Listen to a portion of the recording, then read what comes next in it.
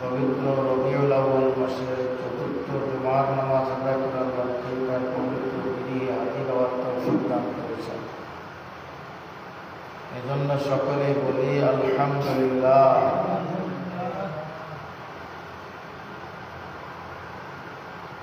আমি আপনাদের খেদমতে মহিমান্বিত আল কুরআনুল কারীম থেকে অতি গুরুত্বপূর্ণ একটি আয়াতে কারিমার অংশ বিশেষ তেলাওয়াত করেছি। কুরআনুল কারীমের ২ নম্বর সূরা এবং সর্ববৃহৎ সূরা সূরাতুল বাকারার ২৮১ নম্বর আয়াত। মুফাসসিরগণ লেখেন, নবীজি সাল্লাল্লাহু আলাইহি ওয়াসাল্লামের উপর এই আয়াত সর্বশেষ নাযিল হয়েছিল। কুরআনুল কারীমে ৬২৩৬টি আয়াত সহি বর্ণনা মতে, যদিও প্রসিদ্ধ আছে ৬৬৬৬ আয়াত, কিন্তু এটা হিসাবে মেলে না। কুরআনুল কারীমে প্রতিটি সূরার শুরুতে এবং শেষে আয়াত সংখ্যা আছে। এই সংখ্যাগুলি মিলাইলে সর্বসাকল্যে ৬২৩৬টা আয়াত হয়। এর প্রথম ৫টি আয়াত নাযিল হয়েছিল হেরা গুহায়, সূরাতুল আলাকের প্রথম ৫ আয়াত, আর শেষ নাযিল হয় সূরাতুল বাকারার ২৮১ নম্বর আয়াত। আল্লাহ তাআলা নবীজির উপরে সর্বশেষ কোন আয়াত, কোন বাণী নাযিল করেছিলেন, এটা অবশ্যই আমাদের চিন্তা করা দরকার, ভাবনার খোরাক। ঠিক কিনা বলে যে নবীজির উপরে কুরআনুল কারীম নাযিল হতে হতে 23 বছর যাবৎ সর্বশেষ কোন আয়াতের মাধ্যমে আল্লাহ তাআলা কুরআনুল কারীম নাযিল করার কাজ শেষ করেন, এটা প্রত্যেক মুসলমানের জানা থাকা দরকার। নবীজি সাল্লাল্লাহু আলাইহি ওয়াসাল্লামের উপরে সর্বশেষ যে আয়াতটি নাযিল হয়েছিল সেটি ছিল ওয়াত্তাকু ইয়াওমান তুরজাউনা ফীহি ইলাল্লাহ। আল্লাহ পাক রব্বুল আলামিন সকল মানুষকে এখানে লক্ষ্য করে বলেন, এখানে কারো নাম নেন নাই। কুরআনুল কারীমে অনেক আয়াত আল্লাহ তাআলা নাযিল করেছেন ইয়া আইয়ুহান নবী বলে, হে আমার মহান নবী। নবীকে সম্বোধন করে আল্লাহ তাআলা বলেছেন। কখনো কখনো আল্লাহ তাআলা বলেন ইয়া আইয়ুহাল্লাযীনা আমানু, হে আমার ঈমানদার বান্দা বান্দীগণ। আবার কখনো নাযিল করেছেন ইয়া আইয়ুহাল কাফিরুন, হে কাফির সম্প্রদায়। আবার কখনো সম্বোধন করেছেন ইয়া আইয়ুহান নাস, হে মানুষ, হে মানব জাতি, হে মানুষ সকল। আবার কখনো কখনো আল্লাহ তাআলা মানুষ এবং জিন জাতি উভয়কে সম্বোধন করেছেন ইয়া মাশারাল জিন্নি ওয়াল ইনস, হে জিন এবং ইনসান, হে জিন এবং মানুষ উভয় সম্প্রদায়। আল্লাহ পাক রব্বুল আলামিন এইভাবে সম্বোধন করে করে কুরআনুল কারীম নাযিল করেছেন। কিন্তু সর্বশেষ যে আয়াতটি নবীজি সাল্লাল্লাহু আলাইহি ওয়াসাল্লামের উপরে নাযিল হয়, এই আয়াতটির শুরুতে আল্লাহ তাআলা কোনো সম্বোধন করেন নাই। হে নবী বলেন নাই, হে ঈমানদার বলেন নাই, হে মানব জাতি বলেন নাই, হে জিন জাতি বলেন নাই। হে কাফির সম্প্রদায় বলেন নাই আল্লাহ পাক রব্বুল আলামিন এখানে সম্বোধন ছাড়াই যখন কথা বলেছেন, এর দ্বারা আল্লাহ তাআলা বোঝাতে চাচ্ছেন, হে দুনিয়ার সকল জিন ইনসান, মূলত জিন এবং ইনসান সকল প্রকারের সকল প্রজাতির জিন ইনসানকে আল্লাহ তাআলা এখানে লক্ষ্য করে বলছেন। প্রশ্ন হতে পারে জিন আর ইনসান কেন আলোচনা করেছে? আসলে ব্যাপার হলো অন্য মাখলুককে আল্লাহ তাআলা সৃষ্টি করেছেন মানব জাতির খেদমতের জন্য, আর ইবাদতের জন্য সৃষ্টি করেছেন জিন এবং ইনসানকে। রব্বুল আলামিন সূরাতুজ যারিয়াতের ৫৬ নম্বর আয়াতে যেমনটি বলেছেন, ওমা খালাকতুল জিন্না ওয়াল ইনসা ইল্লা লিয়াবুদুন, আমি জিন আর ইনসানকে শুধুমাত্র আমার ইবাদতের জন্যই সৃষ্টি করেছি। আমরা কি একটিবারের জন্য চিন্তা করেছি কখনো আল্লাহ তাআলা শুধু আমাদেরকে ইবাদতের জন্য সৃষ্টি করেছেন, অথচ আমরা ইবাদত ছেড়ে দিয়ে শুধু দুনিয়াতে মশগুল। কেমনে খাবো, কেমনে পড়বো, কেমনে ভালো খাবো, কেমনে ভালো করবো, কেমনে ভালো জায়গায় থাকবো, একটা ভালো বাড়ি, একটা ভালো গাড়ি, একটা ভালো জীবনের যাবতীয় সামগ্রী উপাদান, এগুলো সংগ্রহের জন্যই আমরা ব্যতিব্যস্ত। তবে হ্যাঁ, ওগুলো করা নিষেধ নয়।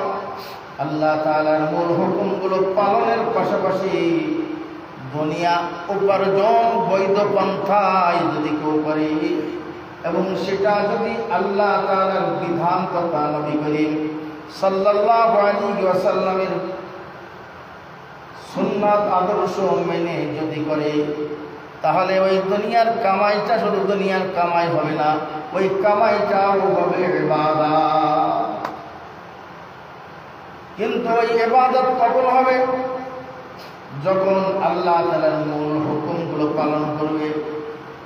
আল্লাহ তাআলার সবচেয়ে মূল হুকুমগুলো, বড় হুকুমগুলো প্রত্যাহ ৫ ওয়াক্ত নামাজ। কারণ হাশরের ময়দানে ঈমানের হিসাব কিতাবের পরে সর্বপ্রথম হিসাব দেওয়া হবে সালাতের নামাজে। আল্লাহর হাবিব সাল্লাল্লাহু আলাইহি ওয়াসাল্লাম বলেন, আউয়ালু মা ইউহাসাবু বিহিল আবদু ইয়াওমাল কিয়ামাতিস সালাহ। হাশরের ময়দানে সর্বপ্রথম নামাজের হিসাব দেওয়া হবে। হ্যাঁ, মানুষের শুধু নামাজ ইবাদত না, আরো বহু ইবাদত আছে, রোজা আছে, দান সদকা আছে, মানুষের সাথে ভালো আচরণ, এটাও একটা ইবাদত। এমনকি দয়ার নবী সাল্লাল্লাহু আলাইহি ওয়াসাল্লাম বলেন, যদি তুমি একজন মানুষের সঙ্গে দেখা করে একটু মুস্কি হাসি দাও, তো সেটাও তোমার জন্য ইবাদত হিসেবে আমলনামায় গৃহীত হয়। এক মুসলমানের সঙ্গে সাক্ষাৎ হইল, আসসালামু আলাইকুম ওয়া রাহমাতুল্লাহ বলল, এটাও ইবাদত। সরকার জাহান নবী করিম সাল্লাল্লাহু আলাইহি সাল্লাম বলেন, তুমি যদি এক মুসলমানের সঙ্গে আর এক মুসলমানের সাক্ষাতের সময় যদি তুমি একটু মুস্কি হাসি দাও, এই মুস্কি হাসি দেওয়াটাও তোমার জন্য ইবাদত হবে। সুবহানাল্লাহ বলেন।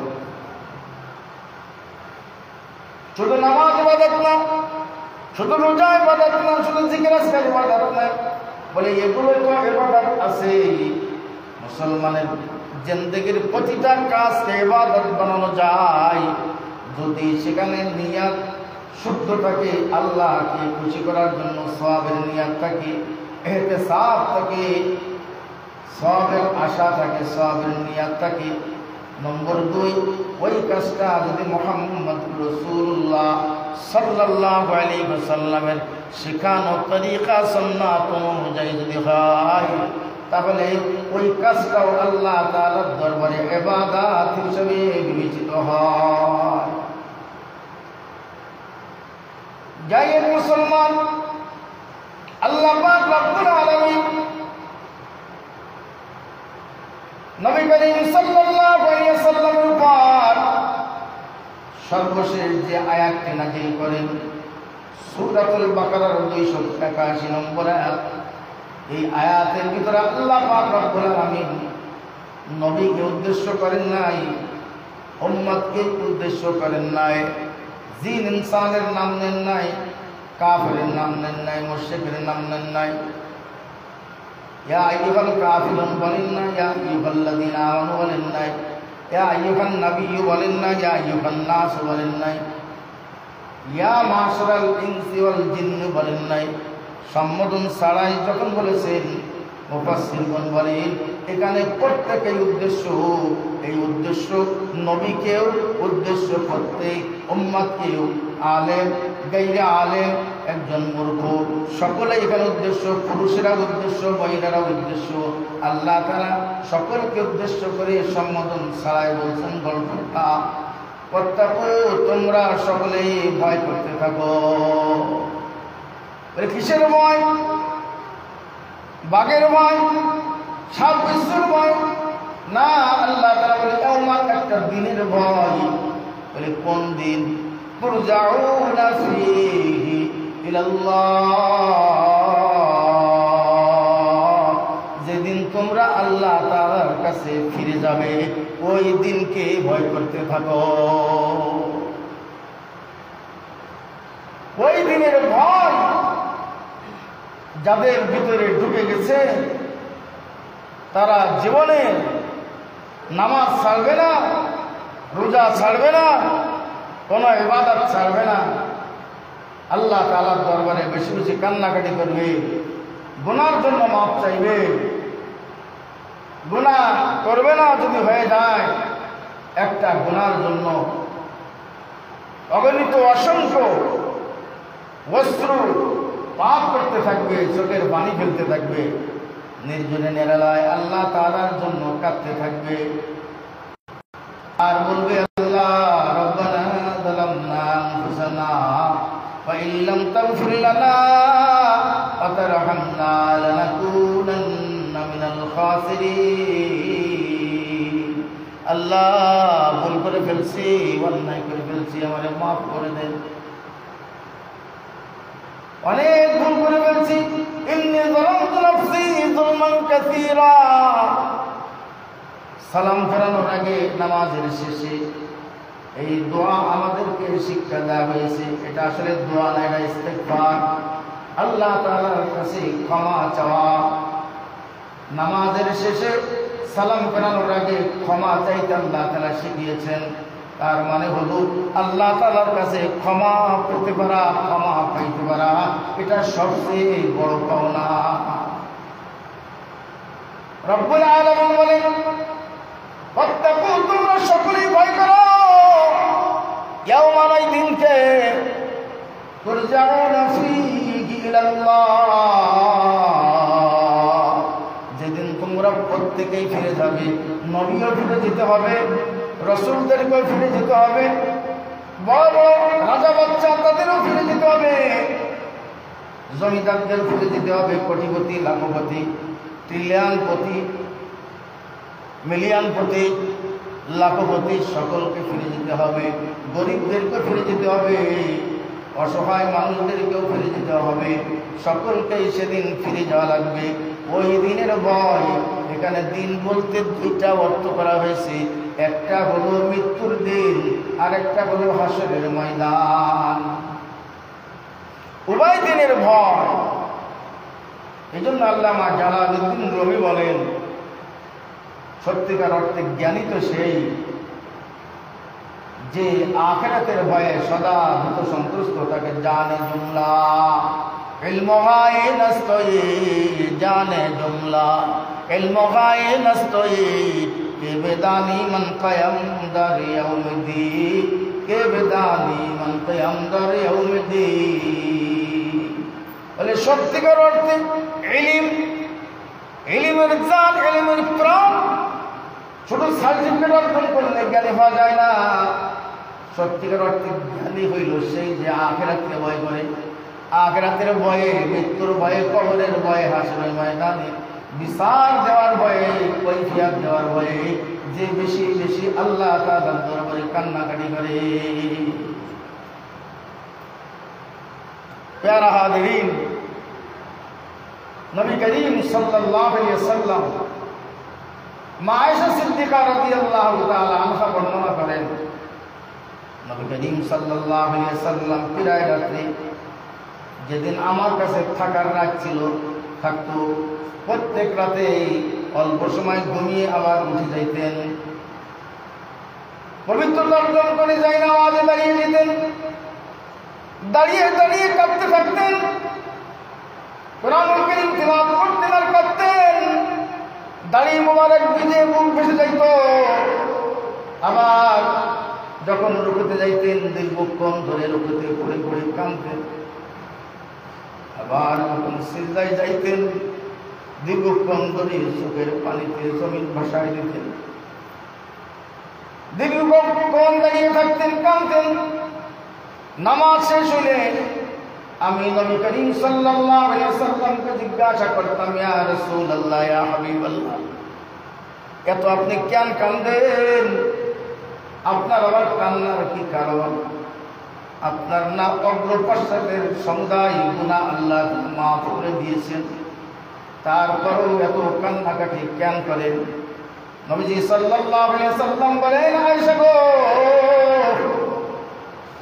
আল্লাহ তাআলা বিনা দরখাস্তে, বিনা অ্যাপ্লিকেশনে, বিনা আবেদনে নিবেদনে আমাকে মাফ করে দিয়েছেন, অগ্রিম ক্ষমা করে দিয়েছেন। এটা কত বড় একটা দৌলত, কত বড় একটা নিয়ামত। এই নিয়ামতের জন্য কি আমি একটু শুকরগুজারি করব না? সেই শুকর করার জন্য, আমি কৃতজ্ঞতা প্রকাশ করার জন্য আমি এইভাবে কাঁদতে থাকি। নবীজি সাল্লাল্লাহু আলাইহি ওয়াসাল্লামের জীবন আদর্শ আমাদের মাগফিরাত পাওয়ার মাধ্যম। সূরা আলে ইমরানের 31 নম্বর আয়াতে আল্লাহ তাআলা এই জন্য বলেন, কুল ইন কুনতুম তুহিব্বুনাল্লাহা ফাত্তাবিউনি ইউহিব্বুকুমুল্লাহ ওয়া ইয়াগফির লাকুম যুনুবাকুম আল্লাহু গফুরুর রহিম।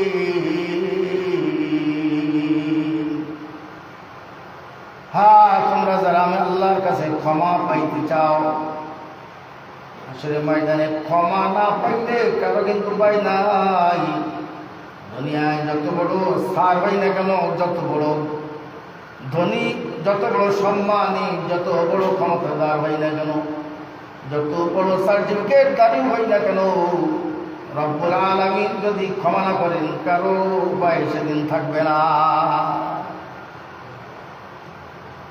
আল্লাহ তাআলা বলেন, যদি সেই দিন মাপ পেতে চাও তাহলে আমার নবীর অন্ধ অনুসরণ করো। ফাত্তাবিউনি, নবীকে বলতে বলছেন, হে আমার প্রিয় উম্মত, যদি মাপ পাইতে চাও তাহলে আমার অনুসরণ করো।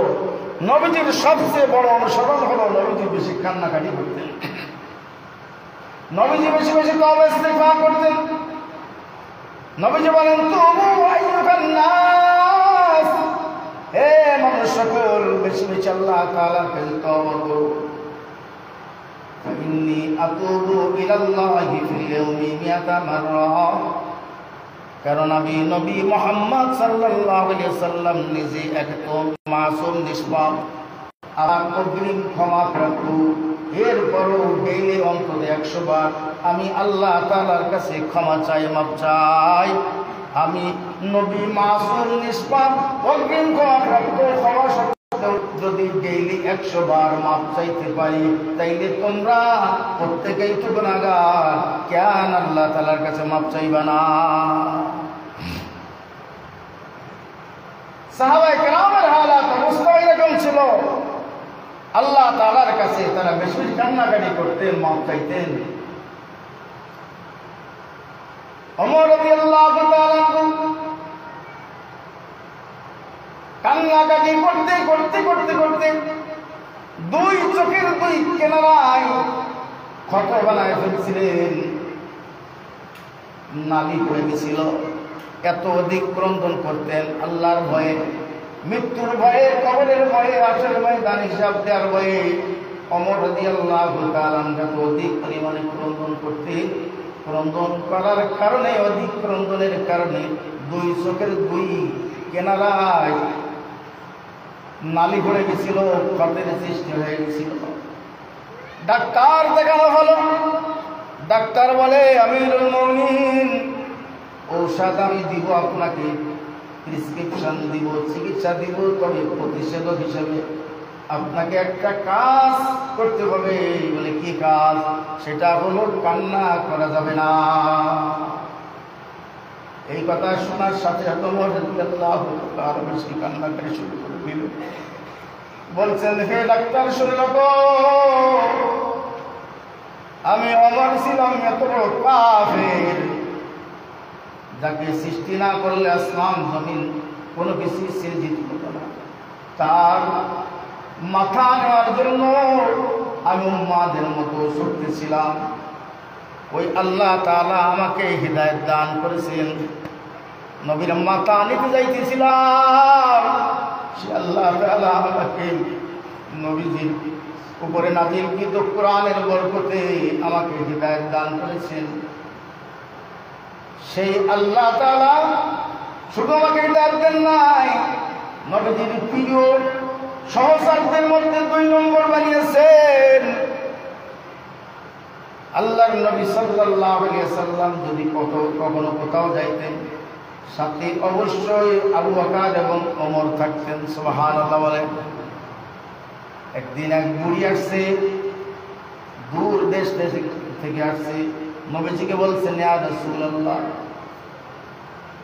আমি যখন পুনরায় আসবো, যদি ওই সময় আপনি দুনিয়ায় না থাকেন, তো আমি কার কাছ থেকে আমি মাসালা নিব, কার কাছ থেকে আমি সমাধান নিব? নবীজি তখন বলেন, এই দেখো আমার ডাইনে আমার আবু বকর আর আমার বামে ওমর, এই 2 জনের কাছ থেকে সমাধান নিবি। ওই আবু বকরের অবস্থা কি ছিল? আবু বকর রাদিয়াল্লাহু তাআলা এত অধিক পরিমাণে ক্রন্দন করতেন, আর তিরঙ্গা হাতে নিতেন, খেয়াল কোটা হাতে নিয়ে তেনার বলতেন, ফুকিয়ে ফুকিয়ে কাঁদতে কাঁদতে বলতেন, হায় আমি আবু বকর মানুষ না হইয়া যদি তিরঙ্গা হইতাম, তাহলে হয়তো এই তিরঙ্গা থেকে কোনো পশুতে খেয়ে ফেলতো, অথবা মাটিতে পচে শেষ হয়ে যাইত, হাসরের ময়দানে হিসাব দেওয়া লাগতো না। ওমর রাদিয়াল্লাহু তাআলা ডাক্তারকে বলছেন, ডাক্তার, শুধু আল্লাহ তাআলা আমার হিদায়াত দিয়ে শেষ করেন নাই, দয়ার নবী সাল্লাল্লাহু আলাইহি ওয়াসাল্লামের প্রধান সহচর 2 জনের একজন বানিয়েছেন। আবার তার খলিফাদের মধ্যে 2 নম্বর আমাকে বানিয়েছেন, উম্মতের শাসক বানিয়েছেন, উম্মতের আমির বানিয়েছেন। যে কাট্টা কাফের কবির মাথা নিতে যাচ্ছিলাম, সেই পোড়া কপালকে আল্লাহ তাআলা দয়া করে মেহেরবান করে হিদায়াত দান করলেন, আর এত এত পুরস্কার দান করলেন, এত উঁচু মর্যাদার আসন দান করলেন। কাল হাসরের ময়দানে রব্বুল আলামিন যদি আমি ওমরকে জিজ্ঞাসা করে, ওমর কি নিয়ে আসছো? এত এত নিয়ামত তোমারে দিছিলাম, কি নিয়ে আসছো আমার দরবারে? তুমি আমার নবীর মাথা নিতে যাচ্ছিলে, আমার হাবিবের মাথা নিতে যাচ্ছিলে, আমি আল্লাহ দয়া করে তোমারে হিদায়াত দিলাম, এত উঁচু আসন দান করলাম, মুসলমানদের আমির বানাইলাম, নবীজির প্রধান সহচরদের একজন বানাইলাম, বলো তুমি আমার জন্য কি নিয়ে আসছো? সেদিন আমি আল্লাহ তাআলাকে কিছুই বলতে পারবো না, শুধু বলবো, আল্লাহ আমি কিছুই জানতে পারি, শুধু আপনার ভয়ে কাঁদতে কাঁদতে দুই চোখের দুই কিনারায় এই দাগটা বানায় নিয়ে আসছি। আল্লাহ এই ওসিলায় আমাদের মাফ করে দে। আমাদের ইমাম আবু হানিফা রাহমাতুল্লাহ 40 বছর যাবৎ সারা রাত ইবাদত করতেন। সুবহানাল্লাহ বলেন। ঈশা রুজু দিয়ে ফজরের নামাজ পড়তেন। আমরা প্রশ্ন করতে পারি সারা রাত রুজু থাকে কেমনে? এটা আমাদের মতো কোনো তো ভাত খাইতেন না, আর আমাদের মতো এত ট্যাবলেট খাওয়া লাগতো না আমাদের। আমরা তো খাই উদার ফুর্তি করে, যা পাই তাই খাই। ওনারা খাইতেন কম, নবীর সুন্নাত অনুযায়ী রুটি খাইতেন। রুটি খাইলে গ্যাসটা হয় না কম। তাদের খাওয়াই ছিল লিমিটেড, সামান্য যৎকিঞ্চিত খাইতেন। তাদের রুহানি শক্তি ছিল প্রগাঢ়, তাদের রুহানি আধ্যাত্মিক ক্ষমতা ছিল উচ্চাঙ্গে। তাদেরকে আল্লাহ তাআলা কুদরতি-ভাবে খাওয়াইতেন। সুবহানাল্লাহ বলেন। 40 বছর ধরে সারা রাত ইবাদত করছেন। যে ঘরে ইবাদত করতেন তার হুজরায় 70,000 বার কোরআন শরীফ খতম করেছেন। সুবহানাল্লাহ বলেন।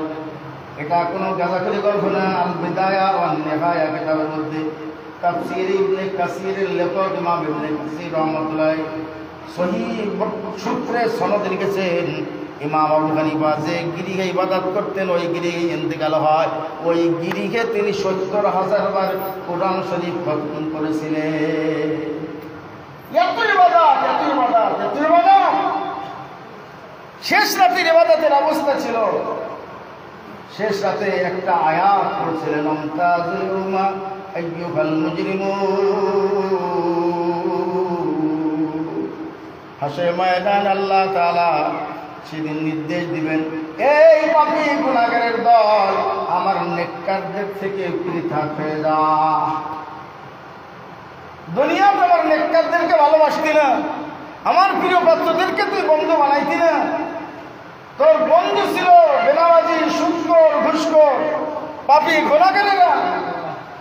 আমার ইমানদার যারা, আমার আশিক প্রেমিক, আমার প্রিয়দের সঙ্গে তোদের কোনো কানেক্টিভিটি ছিল না, মহব্বত ছিল না, সম্পর্ক ছিল না। আজকে আমার প্রিয় পাত্রদের কাছে এসে ধর্ণা দিচ্ছিস, পিতা পেগাম তাজিল ইয়াউমা আইয়ুহাল মুজরিমুন। আজকে জীবন দশায় যেটা করিস নাই, আজকে এটা করতে পারবি না, পিতা হয়ে যা। এই আয়াত পড়তেছিলেন সারা রাত, আর কাঁদতেছিলেন, সামনে আর আগাইতে পারেন নাই, শুধু আয়াত পড়তেছিলেন, আর ডুকুরি ডুকুরি কাঁদতেছিলেন। হ্যাঁ, কেন কাঁদছিলেন? কারণ হাসরের ময়দানে যদি আল্লাহ তাআলা আমি আবু হানিফাকে বলেন, যাও আমার নেককারদের থেকে পৃথক হয়ে তুই পাপীদের সঙ্গে যে মেল, সেদিন কি উপায় হবে? এটা বুকে হাত দিয়ে বলেন তো। 40 বছর সারা রাত ইবাদত করছেন, 70,000 বার কোরআন শরীফ খতম করছেন, বিশ্বের শ্রেষ্ঠতম ইমাম। ওনার বর্ণনা দিয়ে শেষ করা যাবে না, ওনার মর্যাদা বলে। তিনি যদি এই চিন্তায় থাকেন, হাসরের ময়দানে যদি আল্লাহ আমাকে পাপীদের অন্তর্ভুক্ত করে বলেন, যা পাপীদের মধ্যে রোগ, আমার নেককারদের মধ্যে তোর স্থান নাই, কি উপায় হবে আমার? বলেন, এত ইবাদত করে তারপরে তো ভাই আমাদের নামাজ নাই, রোজা নাই, কোনো কিছু নাই, সুন্নাত নাই, হালাল নাই, হারাম নাই, এরপরেও আমাদের অন্তরে কেন একবার আঘাত করে না? কেন মৃত্যুর চিন্তা আমাদের দিলে আঘাত করে না? কবরের চিন্তা কেন আসে না? হাসরের ময়দানে এই ভয়াবহ চিত্র কেন আমাদের হৃদয়ে পড়ে? কেন পরিস্ফুটিত হয় না? কেন আমাদের হৃদয়ে এই কথা জাগরিত হয় না? আমার হাসরের ময়দানে কি হবে আমার উপায়? প্যারা হাজিরিন, নবীজি সাল্লাল্লাহু আলাইহি সাল্লাম বলেন, জাহান্নাম থেকে বাঁচার জন্য আল্লাহকে ভয় করো। ওয়াত্তাকু মিনান নার, জাহান্নাম থেকে বাঁচার জন্য বেশি বেশি ভয় করো। ওয়ালাউ কানা বিশিক্কিন মিনান তামার, এক টুকরা খেজুর আল্লাহর রাস্তায় দান করে হলেও আল্লাহর কাছে তুমি জাহান্নাম থেকে বাঁচার জন্য চেষ্টা করো। সুবহানাল্লাহ বলে। দান হাসরের ময়দান আল্লাহ তাআলা অনেক মানুষকে বিভিন্ন ওসিলায় মাফ করে দিবেন, বিভিন্ন ওসিলায় মাফ করে দিবেন, বিভিন্ন ওসিলা। করছিলেন মাফ করবেন কেউ জানি না, কাউকে মসজিদের সাথে সম্পর্ক রাখার কারণে মাফ করে দিবেন। মসজিদকে বলবেন যাও জান্নাতে, জান্নাতের সাথে যুক্ত হও, কারণ নবীজি বলেন আল মসজিদু রাউদাতুন মিন রিয়াদিল জান্নাহ, দুনিয়ার প্রতিটা মসজিদ জান্নাতের বাগিচার মধ্যে থেকে একটি বাগিচা। সুবহানাল্লাহ বলেন। হাশরের ময়দান আল্লাহ বলবেন তোমার মর্যাদার জান্নাতের মাটির মর্যাদা সমান, যাও জান্নাতের সাথে একভূত হয়ে যাও, মিলে যাও। তখন মসজিদগুলো বলবে আল্লাহ আমি একা একা জান্নাতের সাথে মিলবো না, আমার আহাল পরিবারকে না নিয়ে। কিতাবে লেখে 5 শ্রেণীর মানুষ মসজিদের আহার। 5 শ্রেণীর মানুষ। 1 নম্বরে যারা মসজিদ বানানোর জন্য জমি দেয়, 2 নম্বরে যারা মসজিদ বানায়, একা বানায় অথবা অনেকে মিলে বানায়, মসজিদে ঘর বানায়, বিল্ডিং বানায়, মসজিদ যা লাগে দেয়া 2 নম্বর। 3 নম্বর মসজিদে ইবাদত করে। 4 নম্বর মসজিদে ইমামতি করে, মুয়াজ্জিনি করে, মসজিদের খাদেম। মসজিদ যারা ঝাড়ু দেয় তারাও মসজিদের আহাল হিসেবে হাশরের ময়দানে বিবেচিত হবে। সুবহানাল্লাহ বলেন। নবীজি বলেন মান আখরাজা মিনাল মসজিদে আযান বানাল্লাহু লাহু বাইতান ফিল জান্নাহ, যে মসজিদ ঝাড়ু দিবে, মসজিদের থেকে ময়লা আবর্জনা সাফ করবে, বের করবে, আল্লাহ তাআলা পুরস্কার স্বরূপ তার জন্য জান্নাতে একটা স্পেশাল গৃহ বানায় দিবেন, বিল্ডিং বানায় দিবেন। হাদিস শরীফ আছে সাবাতুন যিল্লুহুমুল্লাহু ফি যিল্লিহি ইয়াওমা লা যিল্লা ইল্লা যিল্লুহু, হাশরের ময়দানে 7 শ্রেণীর মানুষ আল্লাহর আরশের নিচে ছায়া পাবে। ওই দিন ওই ছায়া বাদে আর কোনো ছায়া থাকবে না। তার মধ্যে 1 শ্রেণীর মানুষ হবে রাজুলুন মুআল্লাকুন কলবুহু বিল মাসাজিদ, দুনিয়ার যত মসজিদ আছে, আল্লাহর ঘর আছে, এই ঘরের সাথে যাদের অন্তরের সম্পর্ক ছিল, মসজিদকে ভালোবাসতো, মসজিদ যত্ন করত, মসজিদ বানাইতো, মসজিদে দান সদকা করত, মসজিদের আজানের অপেক্ষায় থাকতো, আজান হলেই ছুটে মসজিদ পানে সেই ইবাদতের জন্য যাইতো, মসজিদে আবাদের মেহনত করত, মানুষকে ডেকে ডেকে আল্লাহর ঘর মসজিদে আনত। এই সব কাজ যারা করত হাশরের ময়দানে তাদেরকে সুদ্ধা এই মসজিদ গুলোকে আল্লাহ তাআলা জান্নাতে যাওয়ার অনুমতি প্রদান করবেন। সুবহানাল্লাহ বলুন। আমরা কি চাই মসজিদের সাথে জান্নাতে যাব? কে কে চায়? ইনশাল্লাহ কে কে চায়? আমি তো চাই ইনশাল্লাহ। আমার শেখ, প্রাণপ্রিয় শেখ, খুলনার হযরত পীর শাহ হুজুর মহিউসুন্নাহ আল্লামা মুফতি শাহ নুরুল আমিন সাহেব দামাত বরকাতুল আলিয়া একদিন বলতেছিলেন, যখন যে মসজিদেই যাবে মাকরুহ হারাম না হলে অন্তত 2 রাকাত তাহিয়াতুল মসজিদ পড়বে, আর পকেটে যা আছে সেখান থেকে হালাল আয় থেকে কিছু ওই মসজিদে দান করবে। তাহলে মসজিদ তোমার জন্য সুপারিশ করবে যে আমার বুকে একদিন হলেও 2 রাকাত নামাজ পড়েছে, আর 5টা টাকা হলেও আমাকে দান করেছিল। কি বলেন, ঠিক কিনা বলেন? যখন যে মসজিদে যায় চেষ্টা করি শেখের এই হুকুমটা পালন করা, যা পারি পকেটে আসে সামর্থ্য অনুযায়ী দেওয়ার চেষ্টা করা। আমাদের এই মসজিদ আমাদের নিজস্ব মসজিদ, অনেকের অ্যালার্জি আছে, ভাই সে দান করে গেছে জমি জায়গা, অক্ষলিল আওলাদ, অনেক কথা সে, তার আখেরাত সে গুছাই গেছে, আমাদের আখেরাত কে গুছাবে? সে গুছাইলে কি আমাদের আখেরাত গুছানো হবে বলেন?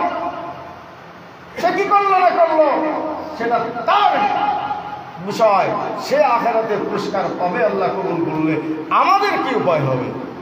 এই সব এলার্জি কোনোদিন মনের মধ্যে স্থান দিবেন না। আমার মসজিদের হক আদায় করার দায়িত্ব আমাকেই পালন করতে হবে। মসজিদে কাজ হচ্ছে, বড় আশা করি কাজে নামা হয়েছে, আমিও উৎসাহ দিয়েছিলাম, আল্লাহ তৌফিক দিলে আমিও কিছু শরীক হব এবং এসে মুসাল্লিদেরকে অনুরোধ করব। আল্লাহ আজকে সেই সুযোগ দিচ্ছেন। আমি সকলকে আহ্বান জানাই, নিতে কতক্ষণ। আমার ছোট চাচা রহমতুল্লাহ বলতেন কালেকশন করতে কত দেখেছি, বলতেন খাও কর্মা খাও হজম হয়ে যাবে, আল্লাহ রাস্তায় দান করিলে পাহাড় হয়ে যাবে। নদীর একুল ভাঙে একুল গড়ে, এই তো নদীর খেলা।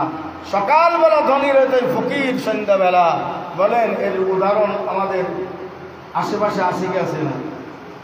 কত ধনী ফকির হয়ে আছে। আল্লাহ তাআলা আমাদেরকে ওই যে আয়াত তেলাওয়াত করে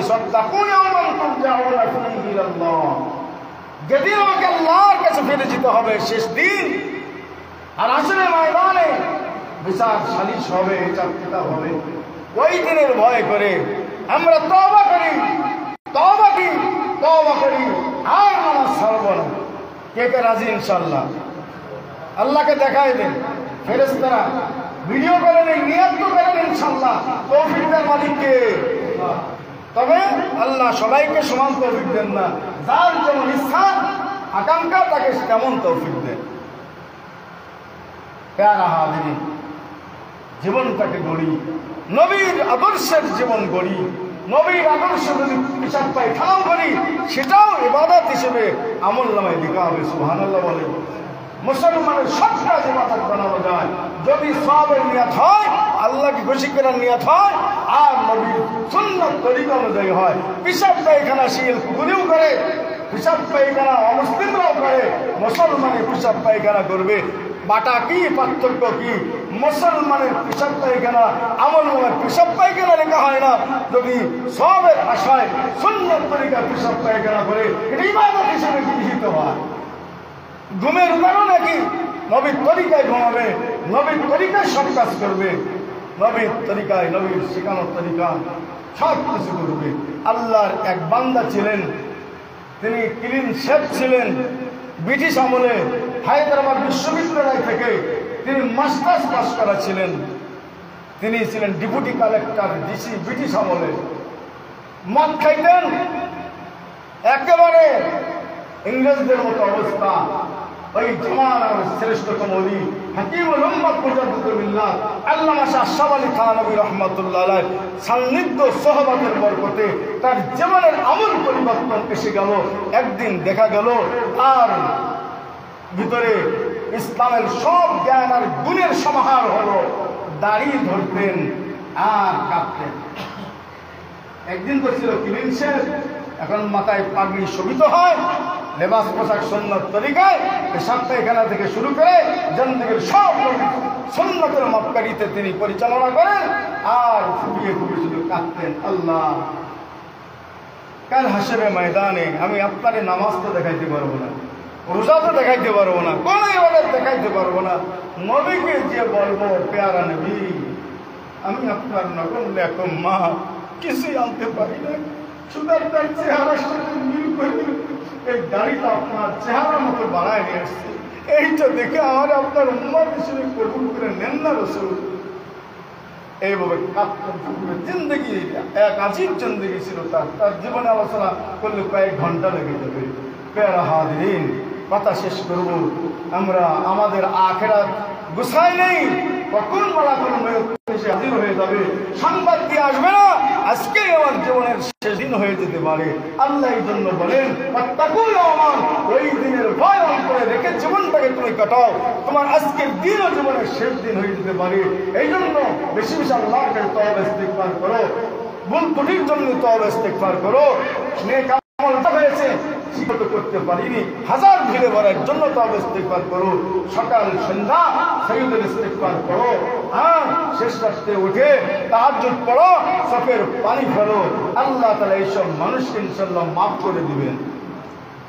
আল্লাহ তাআলা আমাদের সবাইকে কবুল করে নেন, বলেন আমিন। এই মসজিদের কাজ যে হচ্ছে আমরা রাজি আছি ইনশাআল্লাহ, সামর্থ্য অনুযায়ী। ওয়াকফ স্টেটের গল্প দেব না তো, হ্যাঁ? আমার আখিরাত আমি গোছাবো, রাজি আছি ইনশাআল্লাহ। কে কে ইনশাআল্লাহ? যে যা পারি ইনশাআল্লাহ। সবাইকে 1 কোটি টাকা দিতে হবে না, সবাইকে 1 লাখ দিতে হবে না, যার যার সামর্থ্য আছে দেবো ইনশাআল্লাহ। আল্লাহ তাআলা তৌফিক দান করুন, আমিন। ওয়া আখির দাওয়ানা আলহামদুলিল্লাহি রাব্বিল আলামিন। পরে একদিন এসে ইনশাআল্লাহ নাম ধরে কালেকশন করার চেষ্টা করবো ইনশাল্লাহ। আমরা এখন যাদের সুন্নাত পড়তে বাকি আছে আমরা পড়ে নিই।